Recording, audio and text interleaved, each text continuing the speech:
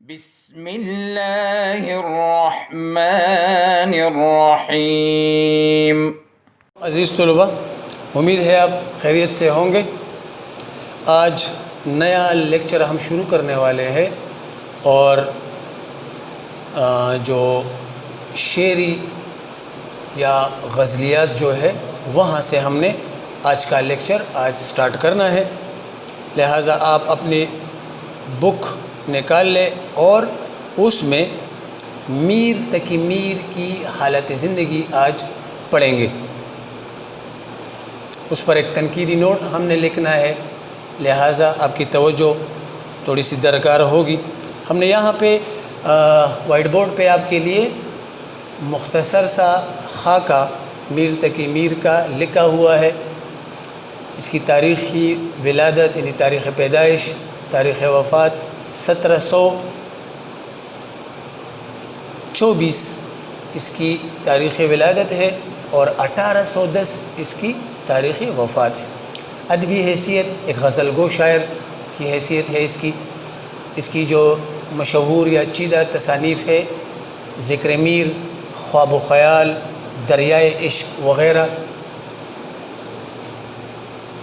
آپ نے بیٹا اس طرح کرنا ہے کہ آپ نے توجہ دینی ہے، آپ کے پاس آپ کے نوٹس ہوں گے، انہی نوٹسوں کی طرف آ جائے، اپنے سامنے رکھ لیں، انہی کو ہم نے ایکسپلین کرنا ہے آپ کو سمجھانے کے لیے۔ تو وہاں پہ آپ کے نوٹس میں کچھ اس طرح ہے کہ سوال شاعر میر تقی میر پر تنقیدی نوٹ لکھیے۔ تو جواب میں آپ نے لکھنا ہے کہ میر تقی میر 1724 کو آگرہ میں پیدا ہوئے۔ آگرہ ہندوستان کا ایک شہر ہے جہاں پہ تاج محل بھی ہے۔ وہ بچپن ہی میں یتیم ہو گئے، ساری زندگی غموں اور پریشانیوں میں گزری۔ ان کے زمانے میں دلی 3 مرتبہ بیرونی حملہ آوروں کے ہاتھوں برباد ہوئی۔ کبھی سکھ ان پہ حملہ کر رہے تھے تو کبھی کوئی دوسری قوم، انگریز، اس طرح ہوتے ہوتے وہ انتہائی برباد ہو گئی تھی، جن سے دل برداشتہ ہو کر وہ لکھنؤ چلے گئے۔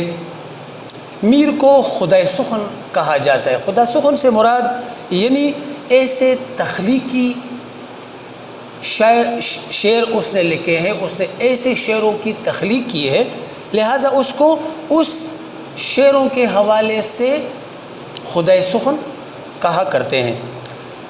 سودہ، غالب، حالی، حسرت، غرض بڑے بڑے شاعروں نے میر تقی میر کو استاد تسلیم کیا۔ ان کی عظمت کا راز ان کی غزل گوئی میں پوشیدہ ہے، یعنی بہترین غزل گو شاعر تھے۔ یہاں پہ ہم نے آپ کو لکھا بھی ہے، انہوں نے دنیا کا سارا غم اپنے دامن میں سمیٹ لیا تھا، پھر غم کو شعر کے سانچے میں ڈال کر ہر دل کی دھڑکن بنا دیا۔ میر کے جذبات سچے، طرز بیان سادہ اور لہجہ درد مندانہ ہے، یعنی ان کے انداز، جو شاعری کا انداز ہے، اس میں اس کے جذبات جو احاطہ تحریر میں جب وہ لے کے آتا ہے اپنے جذبات کو، تو وہ سچے، اور اس کا طرز بیان انتہائی سادہ یعنی سلیس، آسان سمجھ میں آنے والا۔ لہجہ جو تھا اس میں انتہائی درد ہوا کرتا تھا۔ ان کی ذاتی ناکامیوں نے ان کے کلام میں سوز و گداز یعنی تڑپ، درد، تکلیف اور احساس کی شدت پیدا کر دی تھی۔ یعنی ان کی جو ان کی حالت زندگی آپ کے سامنے ہم نے رکھ دی، اس کے حوالے سے ان کے کلام میں، ان کی شاعری میں ایک تکلیف، ایک درد، ایک تڑپ اور ایک احساس کی شدت پیدا کر دی تھی۔